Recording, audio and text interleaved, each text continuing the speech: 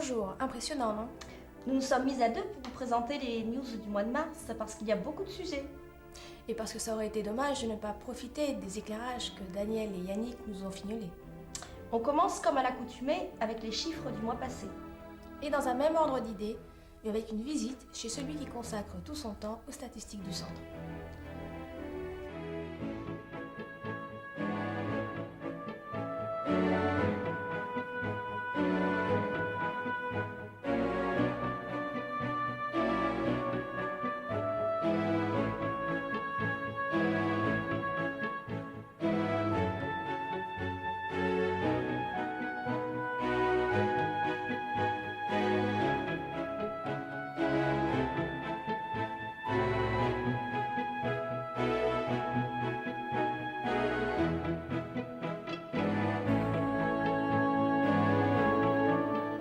Pour nous parler de son travail à la subétude, Martial nous a conduits à la Star.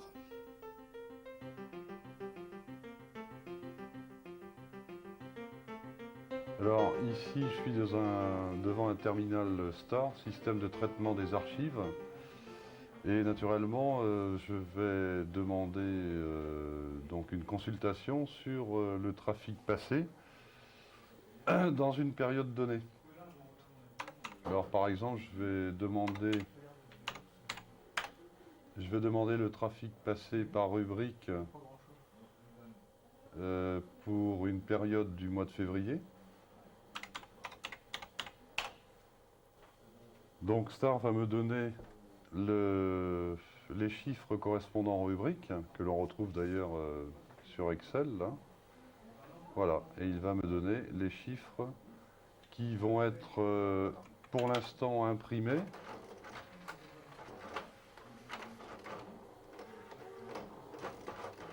Et je vais me servir de cette feuille là pour saisir mes chiffres sur Excel.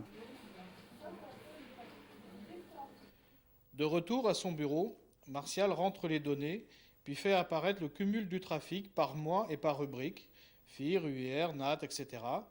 Les tableaux comparatifs avec l'année précédente, ceux que nous vous présentons chaque mois, ainsi que les pointes de trafic. Ces chiffres lui servent à rédiger le CRA. Dans le CRA, en plus des statistiques, il y a aussi des statistiques également, mais sur les phases d'urgence, par exemple les alertes qui ont été déclenchées à Brest. Et puis tu fais des bilans, des mises à jour. En dehors du CRA, en fait, on a déjà dit que je faisais le bilan d'été, une partie du bilan d'été qui comporte des statistiques, ainsi que le bilan annuel. Bon, les mises à jour, c'est ponctuel, c'est la mise à jour de la documentation en salle concernant le téléphone, tout ce qui est téléphone et radio, lorsque des éléments changent, quoi. À présent, un petit coup d'œil sur nos derniers visiteurs, et tout d'abord un groupe d'instructeurs d'aéroclub invités par le district de Bretagne. Et quelques contrôleurs de Jersey venus saluer leurs collègues du Serrana Ouest.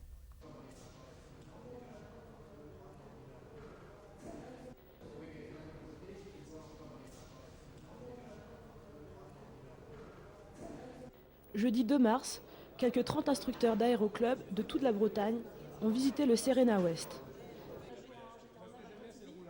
Cette visite a été organisée à l'initiative du district aéronautique de Bretagne.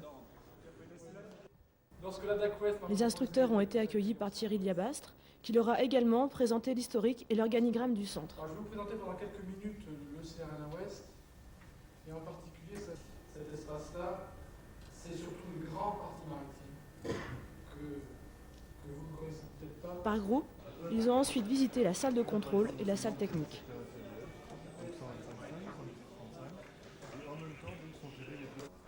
La radar, il faut qu'on puisse, parce que ça arrive les pannes, il faut qu'on puisse quand même continuer à contrôler. Ça, c'est le Serrana Nord qui fait le choix du radar. Alors actuellement, au niveau des radars, point de vue maintenance, on n'intervient que sur le local. Ici,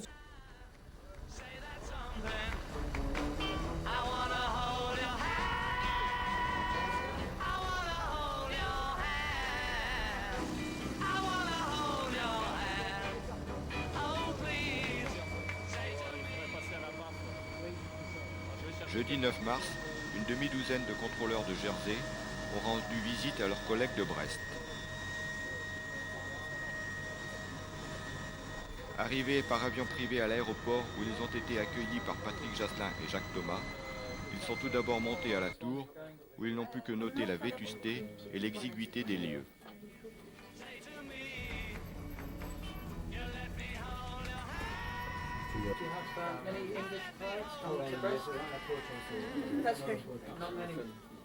Ils sont ensuite venus au CRNA où ils ont suivi un briefing sur nos méthodes et notre espace aérien. Ils ont évidemment visité la salle de contrôle avant de regagner leur île dans la soirée.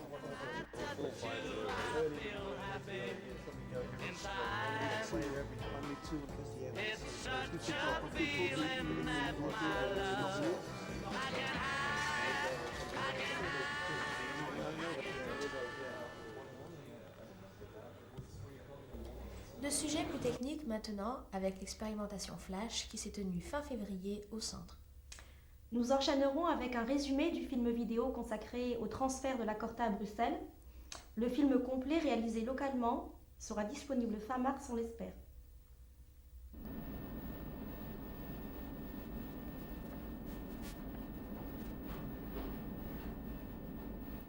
Annoncée depuis plusieurs semaines, l'opération Flash a donné l'occasion à une douzaine de contrôleurs de chaque CCR, et donc de Brest, de prendre part au choix de certaines options de dialogue ou de présentation d'informations qui seront ensuite éventuellement appliquées à Fidias. L'opération a été conduite par la société Estelle France, spécialiste en ergonomie, sous la tutelle du CENA. Donc je suis venue à Brest faire passer des expés flash, IDIR 2, donc en vue de comparer des scénarios de saisie d'instructions, donc simples et multiples. À l'issue de cette semaine où j'aurai rencontré 12 contrôleurs, je transmettrai les questionnaires à ma collègue qui chargera de dépouiller tout ça et de tenter d'aboutir à des conclusions. L'expérimentation s'est présentée de la façon suivante. Une station de travail est utilisée comme scope radar, relativement proche de Fidias dans son axe P. Un échantillon de trafic sélectionné et trié par le CNA y est visualisé.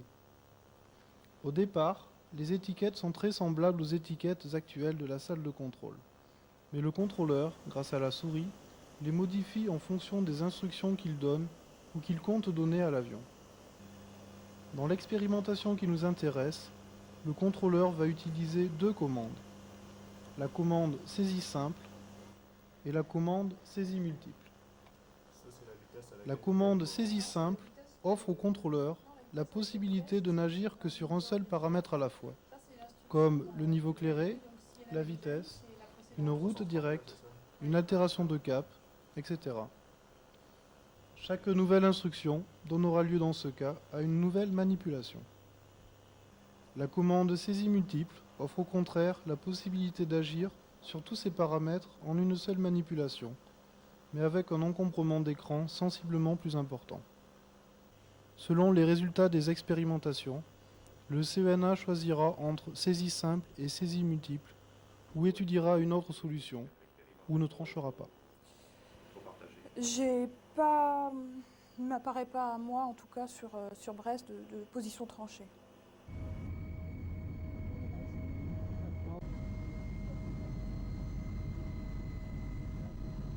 En avril et en mai, des changements en profondeur vont affecter la régulation du trafic aérien avec la fermeture de la Corta et son remplacement par le CFMU de Bruxelles. 4 autres organismes nationaux assurent aujourd'hui la régulation du trafic: Francfort, Londres, Madrid et Rome. Ils rejoindront le CFMU au cours des mois à venir. Le CFMU de Bruxelles aura pour tâche d'organiser et de gérer la régulation du trafic pour la trentaine d'États de la CEAC, Communauté européenne de l'aviation civile.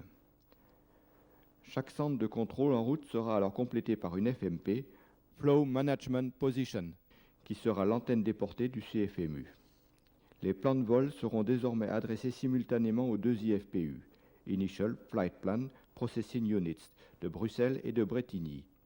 Les IFPU sont les organismes de calcul de l'IFPS, Initial Flight Plan Processing System, que l'on peut comparer à notre STIP actuel.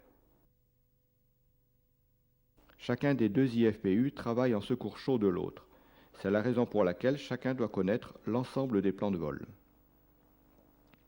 À l'issue d'un traitement complexe, l'organisme émetteur du plan de vol recevra un SAM, Slot Allocation Message.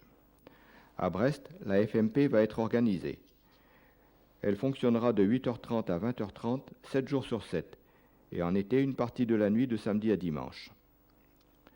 Un contrôleur FMP sera présent en salle sur une position comparable à celle du chef de salle. Son rôle sera de renseigner le chef de salle sur l'état des régulations et des prévisions de trafic. Mais il ne sera pas question qu'il se substitue à lui pour ce qui est des mesures tactiques à prendre. Avant de nous quitter, nous allons faire connaissance avec 4 nouveaux ICNA de la promotion 92E en cours de module 4 au CRNA, inaugurant le nouveau lieu de rencontre du bâtiment de direction. Nous terminerons sur quelques images d'Amazonie vénézuélienne rapportées encore une fois par Daniel Le Gallic. Au revoir et à bientôt.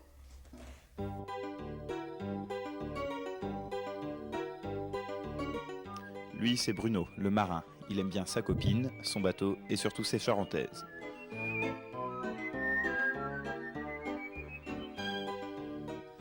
Lui, c'est Patrick, dit Patraque, l'homme de théâtre. Surtout, ne lui présentez jamais votre petit ami.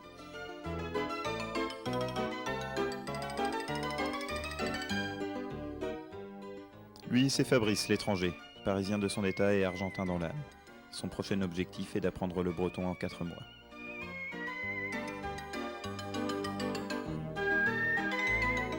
Lui, c'est Cyril, le grand grincheux. Il aime les bonnes chairs et le catamaran.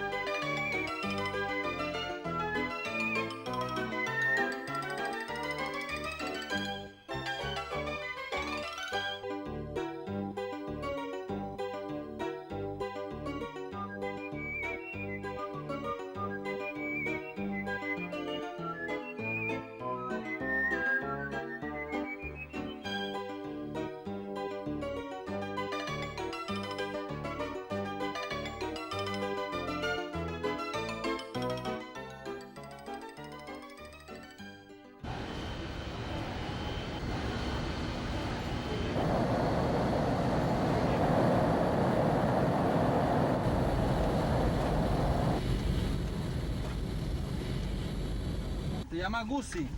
Guzzi. Y tenemos un perezoso.